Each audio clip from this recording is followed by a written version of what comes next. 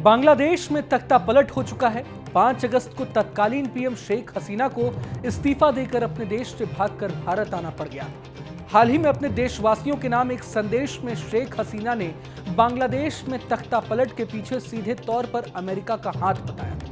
उन्होंने बताया कि चूंकि उनकी सरकार ने अमेरिका की मांगों को पूरा नहीं किया, इसलिए यूएस ने अपनी साजिश के तहत उन्हें ही सत्ता से बेदखल करवा दिया। जानकारों का तो मानना है कि पाकिस्तान भी बांग्लादेश में हुए तख्ता पलट के लिए उतना ही जिम्मेदार है जितना कि अमेरिका।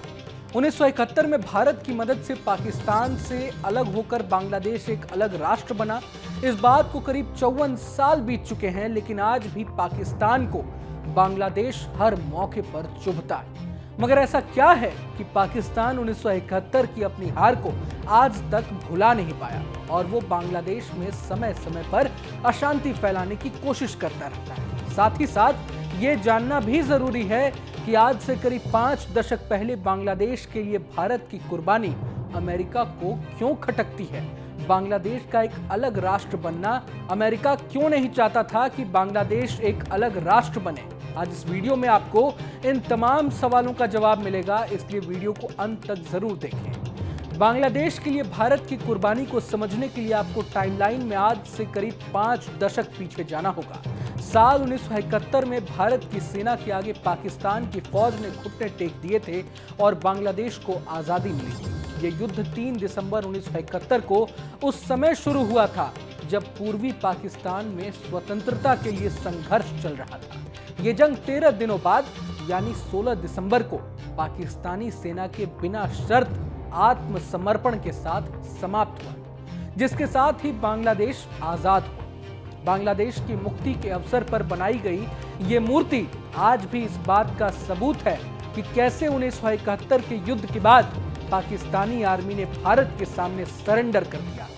मूर्ति में पाकिस्तानी सेना के major general Amir Abdullah Khan Niazi द्वारा भारतीय सेना और बांग्लादेश की मुक्ति वाहिनी को समर्पण पत्र पर हस्ताक्षर करते हुए दर्शाया गया है। बता दूं कि मेजर जनरल नियाजी ने अपने 93,000 सैनिकों के साथ भारत के पूर्वी कमान के तत्कालीन officer in commanding lieutenant general Jagjit Singh Arora के सामने आत्मसमर्पण कर दिया था। खास बात यह है कि दूसरे विश्व युद्ध के बाद यह सबसे बड़ा सैन्य आत्मसमर्पण था। पाकिस्तान के इतिहास में यह किसी बदनुमा दाग से कम नहीं है, इसलिए पाकिस्तान इस मूर्ति को देखकर आज भी घबराता है।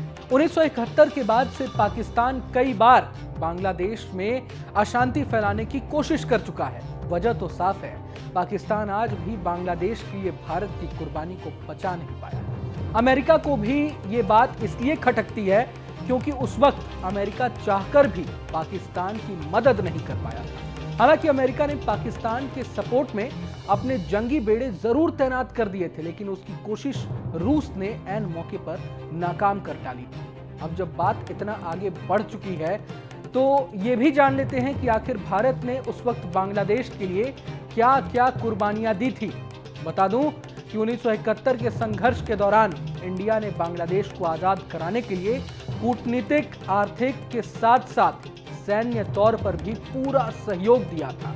हालांकि अंत में पाकिस्तान ने भारत के आगे सरेंडर जरूर कर दिया था, लेकिन इस जंग में भारत के करीब 3,843 सैनिक वीर गति को प्राप्त हो गए, जबकि करीब 10,000 सैनिक इस जंग में घायल हुए। यही नहीं, इस जंग की ज्वाला इस कदर भड़की थी कि हजारों की संख्या में आम लोगों की भी मौत हुई थी। इसके साथ साथ आपको बता दूं कि इस जंग में भारत के 73 टैंक और 45 एयरक्राफ्ट भी तबाह हो गए थे।